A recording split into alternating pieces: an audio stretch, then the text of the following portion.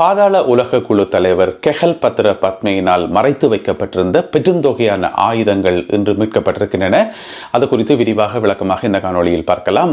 அதன்போது எடுக்கப்பட்ட சில பிரத்யேகமான புகைப்படங்களையும் இந்த காணொளியில் நீங்கள் பார்க்கலாம். இன்றும் நாட்டிலே ஒரு மோசமான விபத்து ஒன்று நடைபெற்றிருக்கிறது. 12 பேர் இதிலே படுகாயமடைந்து மருத்துவமனைகளில் அனுமதிக்கப்பட்டிருக்கிறார்கள்.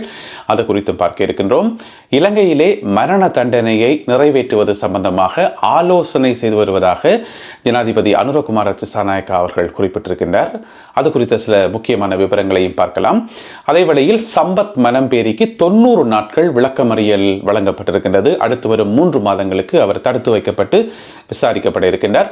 இந்த செய்திகள் உட்பட மேலும் ஒரு சில செய்திகளும் தகவல்களும் இன்றைய காணொளியில் காத்திருக்கின்றன. அத்துடன் இன்றைய கேலி சித்திர பகுதியில், அதை கேலி சித்திரம் என்று சொல்ல முடியாது, சிந்தனை சித்திரம் என்று சொல்லலாம், ஈழத்தமிழர்களாகிய எங்களை பற்றிய ஒரு சிந்தனை சித்திரம். எனவே அதனையும் இந்த காணொளியில் பார்க்கலாம். தமிழடியான் சொந்தங்கள் அனைவருக்கும் வணக்கம். செப்டம்பர் மாதம் 26ஆம் தேதி 2025ஆம் ஆண்டு வெள்ளிக்கிழமை மாலை நேர செய்திகளுக்கு உங்களை வரவேற்கின்றேன்.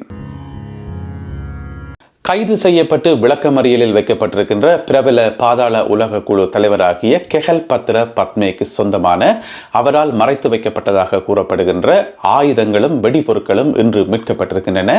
பாலியகொட என்று சொல்லப்படுற இடத்தில் இருக்கக்கூடிய ஒரு மீன் சந்தைக்கு அருகாமையில் T56 வகை துப்பாக்கிக்கு பயன்படுத்துகின்ற 500க்கும் அதிகமான துப்பாக்கி ரவைகள் மீட்கப்பட்டிருக்கின்றன. அது மட்டும் இல்லாமல் T56 வகை துப்பாக்கிக்கு பயன்படுத்துகின்ற மேகசின்ஸ் ரவை கூடுகளும் மீட்கப்பட்டிருக்கின்றன. அது மட்டும் இல்லாமல் ஒரு சிறிய ரக பிஸ்டல் ஒன்றும் மீட்கப்பட்டிருக்கின்றது.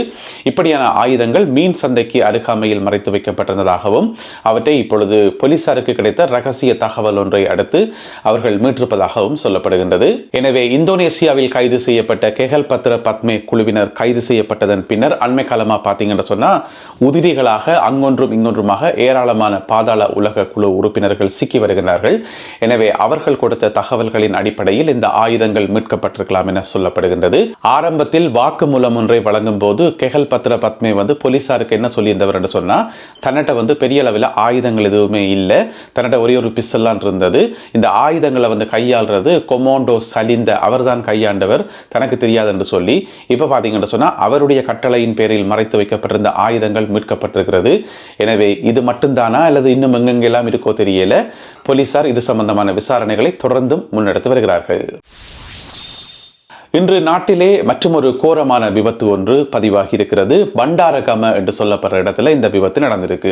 இந்த விபத்துல 12 பேர் படுகாயமடைந்து மருத்துவமனைகளில் அனுமதிக்கப்பட்டிருக்கிறார்கள். இந்த சம்பவத்துல என்ன நடந்திருக்குன்னு சொன்னா, ரோட்டால ஒரு லொரி ஒன்று போய் கொண்டு இருக்குது. அந்த லொரிக்கு முன்னால எதிர்பக்கத்துல பார்த்தா ஒரு ஓட்டோ ஒன்று வந்திருக்குது.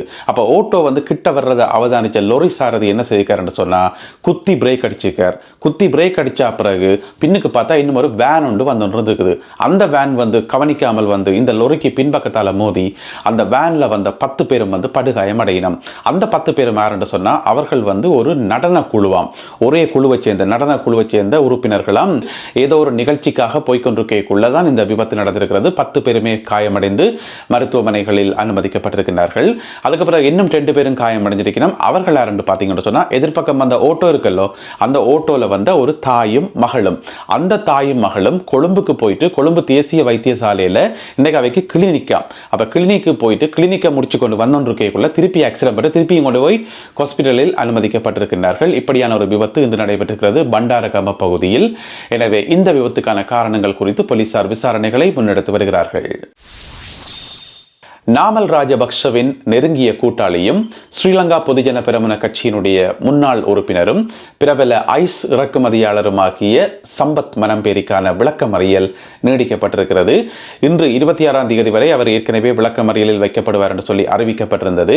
இப்ப பாத்தீங்கன்னு சொன்னா நீதிமன்றம் ஒரேடியாக 90 நாட்களுக்கு வச்சு விசாரிங்க சொல்லி அனுமதியை கொடுத்திருக்குது. ஏன் சொல்லுங்க பாப்போம், இந்த சம்பத் மனம்பேரியால நீதிமன்றத்துக்கே பெரிய இடைஞ்சல், நீதிபதிகளுக்கே தெரியான தலைவலி மாதிரி. ஏன் சொல்லுங்க பாப்போம், அடிக்கொருக்கா நீதிமன்ற கூட்டிக் கொண்டு போயிட்டு ஒவ்வொரு 4 நாள் 3 நாள் சொல்லி தவணையை கொடுக்கறதும் பார்க்க ஒரேதா 90 நாள் வச்சிருந்து என்னதையாவது செய்யுங்க சொல்லி இப்ப நீதிமன்றம் அனுமதியை கொடுத்திருக்கிறது.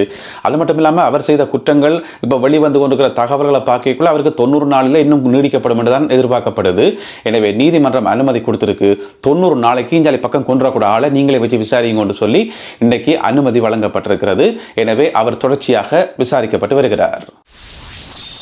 முன்னாள் தொழில் வாய்ப்பு அமைச்சர் மனுஷ நாணயக்கார இன்று லஞ்ச ஊழல் ஆணைக்குழுவுக்கு விசாரணைக்கு சென்றார்.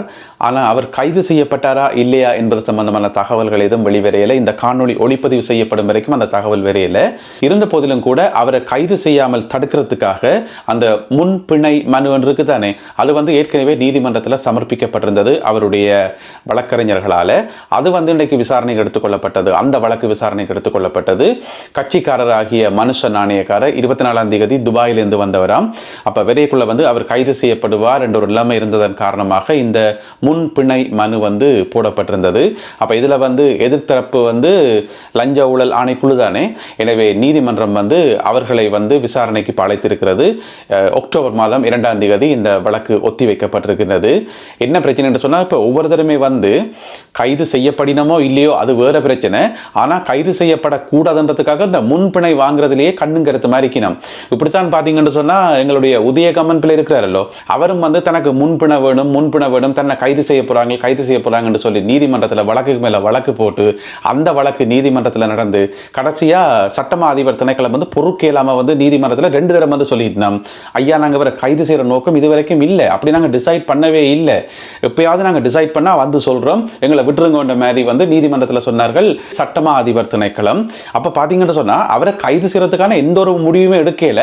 ஆனா ஒரு பயத்துல முட்கூட்டியே நீதிமன்றத்தில் வழக்கு போட்டிருந்தவர் உதயகம்மன் பிள்ளை. அதே போல தான் இன்றைக்கு முன்னாள் அமைச்சர் மனுஷ நாணயக்காரவும் நீதிமன்றத்தில் வழக்கு போட்டு அந்த வழக்கு இன்றைக்கு நீதிமன்றத்தில் இடம்பெற்றது.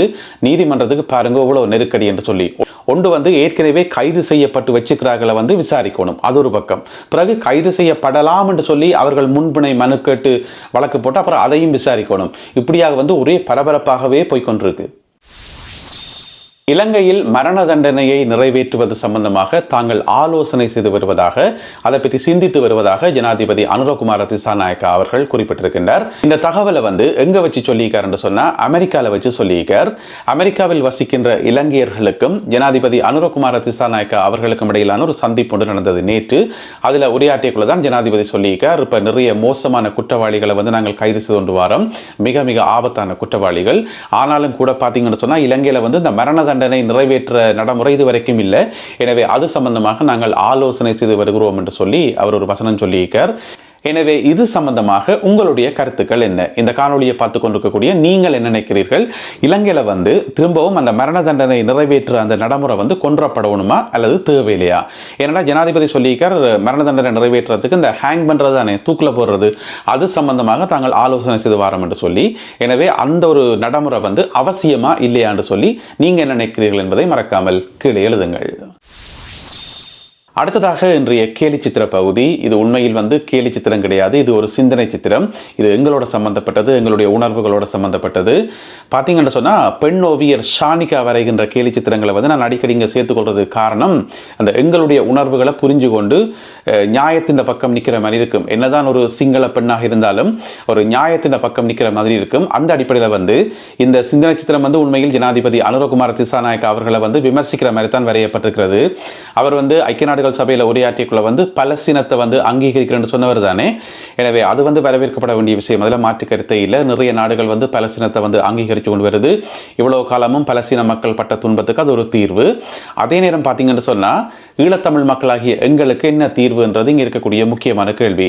ஜனாதிபதி பலஸ்தீன மக்களுடைய துன்பங்களை புரிஞ்சு கொள்வது 100க்கு 100% வரவேற்கப்பட வேண்டியது. அதே நேரம் எங்களுடைய பிரச்சனைகளையும் புரிஞ்சு கொள்ளணும் என்றுதான் எங்களுடைய ஒரு ஆதங்கமாக இருக்கிறது. இதில் பார்த்தீங்கன்னு சொன்னா, இந்த சிந்தனை சித்திரத்தில் ஜனாதிபதி அனுரகுமார திசாநாயக்கா அவர்கள் கையில பலஸ்தீன கொடியை ஏந்தி பிடிச்சிருக்கிறார். நிறைய கேமராக்கள், உலக ஊடகங்களினுடைய கேமராக்கள் போட்டோஸ் எடுக்குது. கீழே பார்த்தீங்கன்னு சொன்னா, ஒரு தமிழ் குடும்பம், ஒரு அம்மா அப்பா 2 பிள்ளைகள் எல்லாருமே ஜனாதிபதியை கையெடுத்து கும்பிடினம்.